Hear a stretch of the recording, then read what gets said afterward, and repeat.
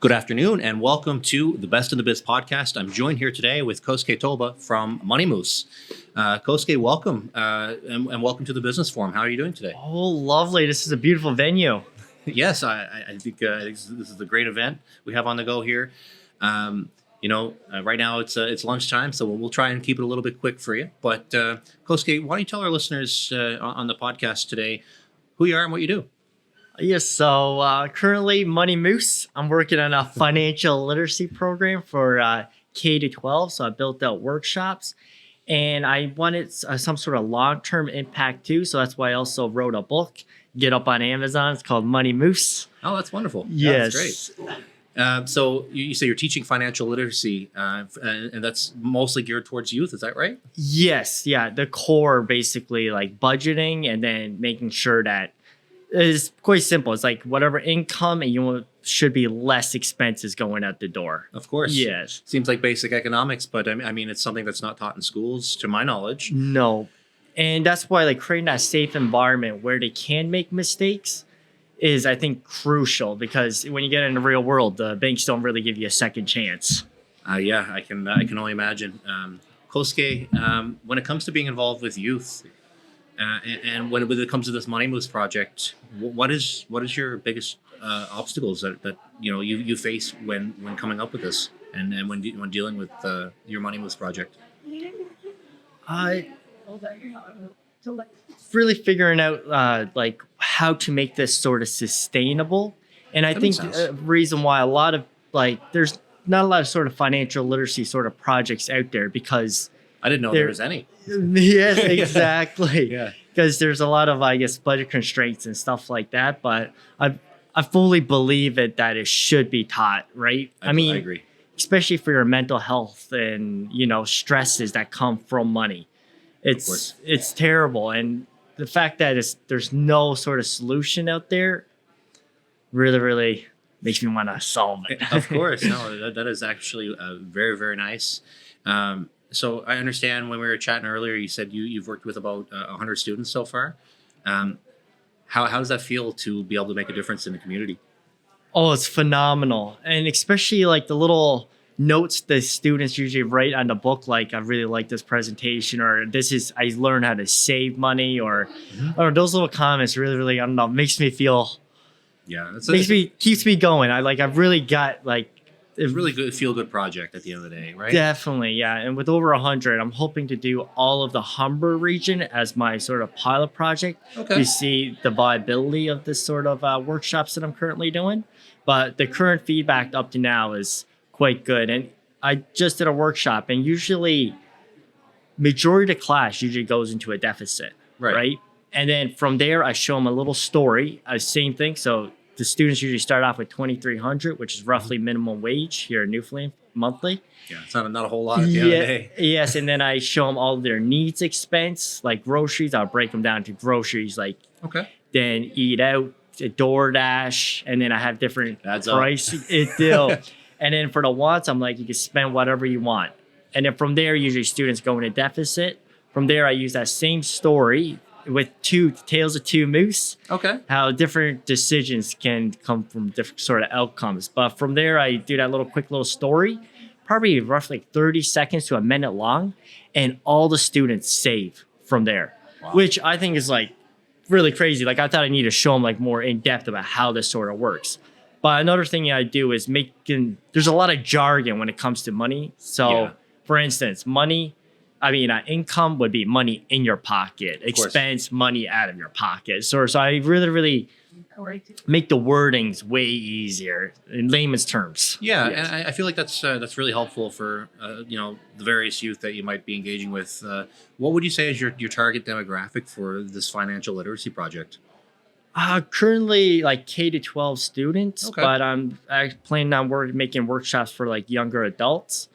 But as each stage of learning sort of processes are sort of different. So usually earlier on, you actually want to feel physical cash. That makes sense. More I guess texture, is that what it's called? Yeah, to keep them engaged. But as they get older, I kind of change up the sort of the curriculum. So if you're about to graduate high school, first things you might come across: credit cards, what's a credit score, like real things that's going to impact you now is what I'm trying. Almost like CNA, like all their courses are quite like, practical, right in the industry, right?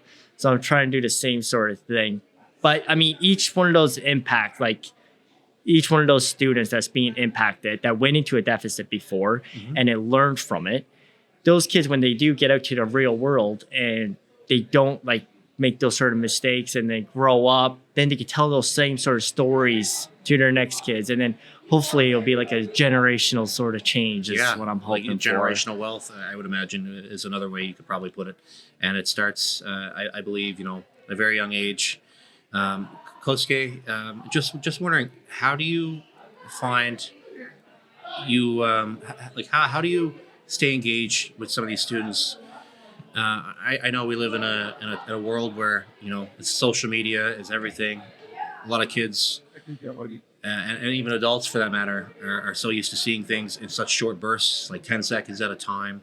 How do you keep those students engaged? Otherwise, where they might not be interested in something like this? I keep it really fast paced, and I also read the room. So whatever the kind of students are sort of feeling, I kind of read the room a little. Because my mother is a teacher, so she always said that helps. so have some like stuff in your back pocket regarding like what the classes are doing.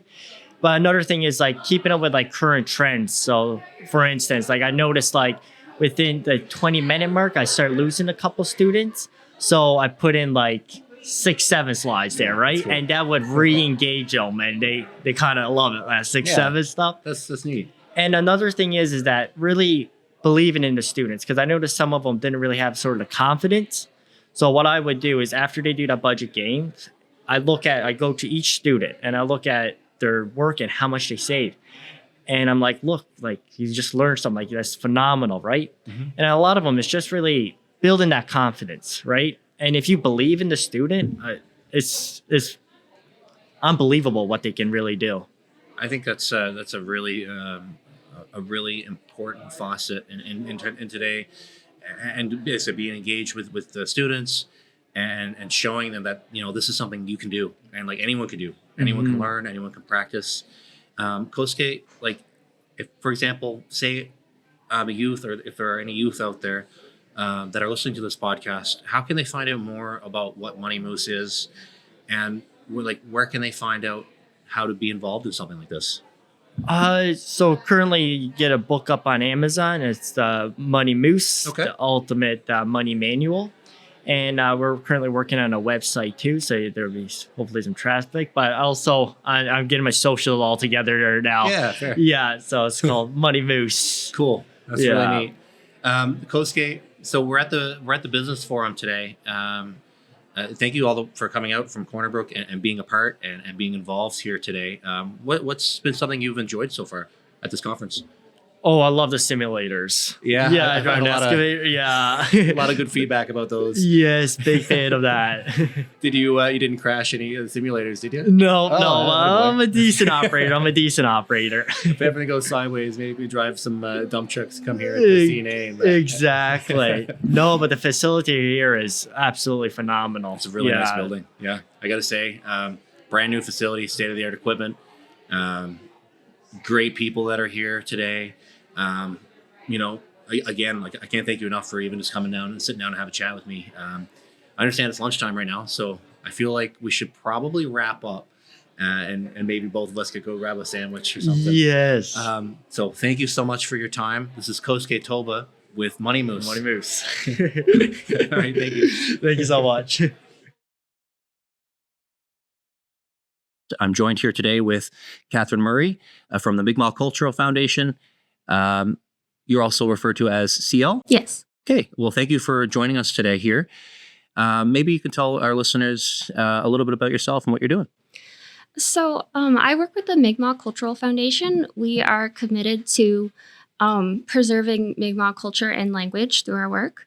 I'm specifically the Youth Ventures Coordinator. So my program, Youth Ventures, it's essentially a free consulting program for youth age 12 to 29. The program is open to all youth in Canada, but I specifically am working with self-identified Indigenous youth.